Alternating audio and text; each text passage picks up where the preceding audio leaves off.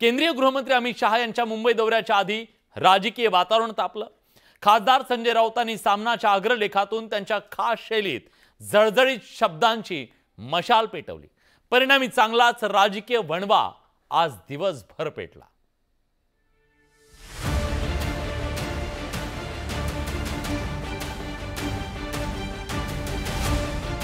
संजय राऊत यांनी सामनाच्या अग्रलेखातून अमित शहा यांच्यावर तोफ टाकली आहे।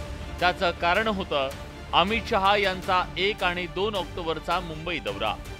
मुंबई आणि कोकण विभागाचा अमित शहा आढावा घेणार आहेत। त्या पार्श्वभूमीवर संजय राऊतांनी राजकीय हल्ला चढवला।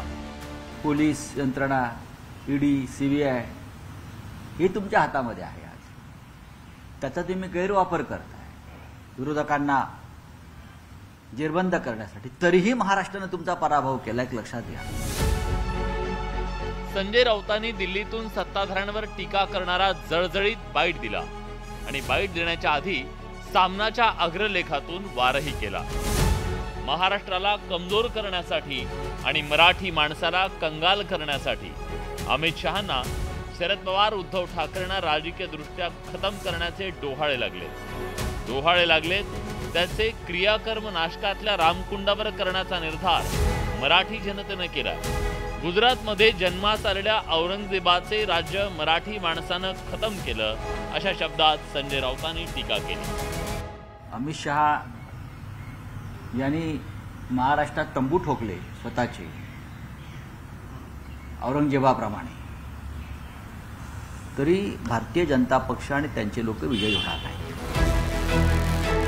संजय राऊतांनी केलेल्या तंबूच्या टीकेला राधाकृष्ण विखे पाटील यांनी बोथरी टीका करून जशास तसं उत्तर दिलं। जो आता तंबू ठोकण्याच्या यांना जे दुःख वाटतं, हा उद्याचा तंबूचा बांबू त्यांच्यामध्ये गेल्यानंतर त्यांना कळेल की भाजपची ताकद काय आणि सरकारची ताकद काय। जळीस्थळी पाषाणी यांच्या मनामध्ये अमित शहा नावाच्या एका वादळाची भीती आहे। विधानसभेच्या निवडणुका तोंडावर आल्यानं भाजपच्या राष्ट्रीय नेत्यांचे महाराष्ट्रातले दौरे आणि सभा वाढल्या।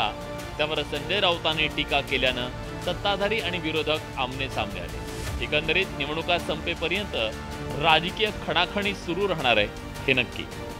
Bureau report, news 18 Lokmat.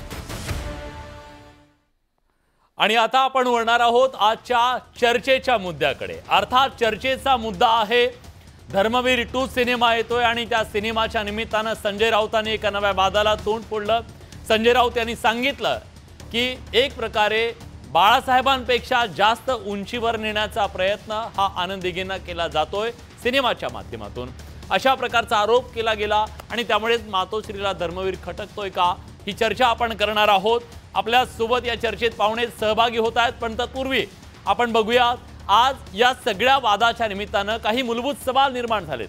आपण जाणून घेऊया। आज बडे मुद्द्याच्या माध्यमातून आपल्याला चर्चा करायची आहे। मातोश्रीला धर्मवीर खटकतोय का, सवाल आज या चर्चेच्या निमित्तानं आपल्याला आणायचा आहे। बाळासाहेबांपेक्षा आनंद दिघेंना खरंच मोठं केलं जातंय का, हे ठरवून होतंय का?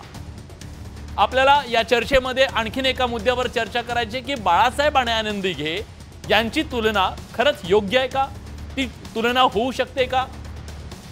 दोन्ही शिवसेनेत प्रतीकांची लढाई सुरू झाली आहे का?